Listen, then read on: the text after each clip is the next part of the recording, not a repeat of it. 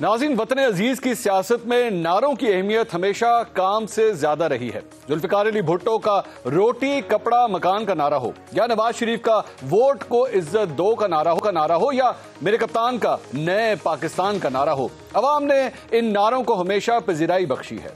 محروم طبقات کا روٹی کپڑا اور مکان کا خواب تو پورا نہ ہو سکا، نیا پاکستان کا نعرہ بھی سراب ہی ثابت ہوا۔ 2011 میں جب پاکستان تحریک انصاف نے اپنی تاریخ کا پہلا بڑا جلسہ کیا تو ملک میں بیانیے کی سیاست کا دور شروع ہوا۔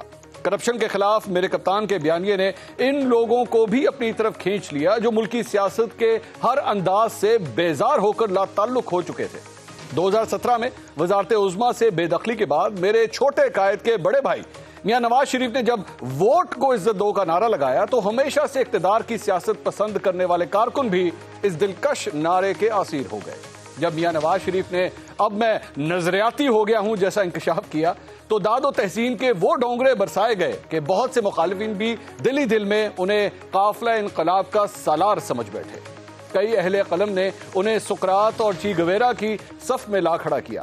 مسلم لیگ نون کے عام کارکن نے بھی ووٹ کو عزت دو کا نعرہ لگا کر اینٹی اسٹیبلشمنٹ بیانیے کو دل و جان سے اپنا لیا۔ یہ سلسلہ 5 برس جاری رہا اور یہ بیانیہ لیگی کارکن کی نفسیات کا حصہ بن گیا۔ المیہ یہ ہوا کہ کارکن مزاحمت کی سیاست کر رہا تھا اور قائدین مفاہمت کی راہوں کے مسافر تھے۔ مسلم لیگ نون کے کارکنوں کے لیے مشکل صورتحال اس وقت پیدا ہوئی جب میرے چھوٹے قائد میرے کپتان کی حکومت کے خلاف تحریک عدم اعتماد لے آئے۔ یہ تحریک عدم اعتماد جس طرح مقتدر قوتوں کی منظوری سے لائی گئی اس پر سیاسی مخالفین نے بوٹ کو عزت دو کی بھپتی کسی، جو ناجائز بھی نہیں تھی۔ تحریک عدم اعتماد کی کامیابی کے لیے اتحادی جماعتوں کے علاوہ تحریک انصاف کے ارکان کو بھی توڑا گیا۔ گویا مسلم لیگ نون نے صرف اسی ووٹ کی عزت مانگی جو اسے ملا ہو، مگر وہ دوسری جماعتوں کو یہ حق دینے کے لیے تیار نہیں تھی۔ میرے چھوٹے قائد کا وزیر اعظم بننے کا خواب تو پورا ہو گیا، لیکن ووٹ کو عزت دو والے نعرے کے ذریعے سول بالادستی کا خواب چکنا چور ہو گیا۔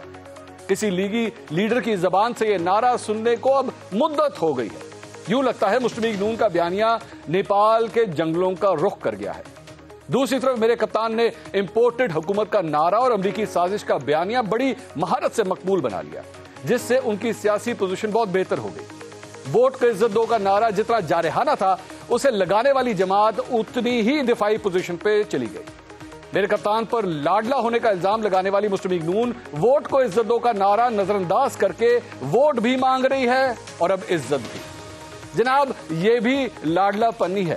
اس صورتحال کو دیکھتے ہوئے عوام 8 سوال پوچھتی ہے۔ سوال نمبر 1، کیا مسلم لیگ نون ابھی تک ووٹ کو عزت دو کے بیانیے پر قائم ہے؟ سوال نمبر 2، کیا میرے چھوٹے قائد اور ان کے بڑے بھائی کو احساس ہے کہ ان کا کارکن کس تذبذب کا شکار ہو چکا ہے؟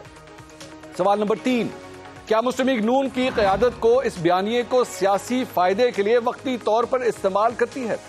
سوال نمبر 4، چند ماہ کے اقتدار کی خاطر ووٹ کو عزت دو کا بیانیہ نظر انداز کر کے مسلم لیگ نون نے گھاٹے کا سودا کیا ہے؟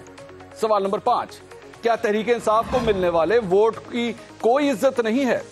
سوال نمبر 6، کیا مسلم لیگ نون پنجاب اسمبلی میں چودھری پرویز الہی کو ملنے والے ووٹوں کو قابل عزت سمجھتی ہے یا نہیں؟ سوال نمبر 7، کیا میرے چھوٹے قائد کے بڑے بھائی میاں نواز شریف اب بھی نظریاتی ہیں؟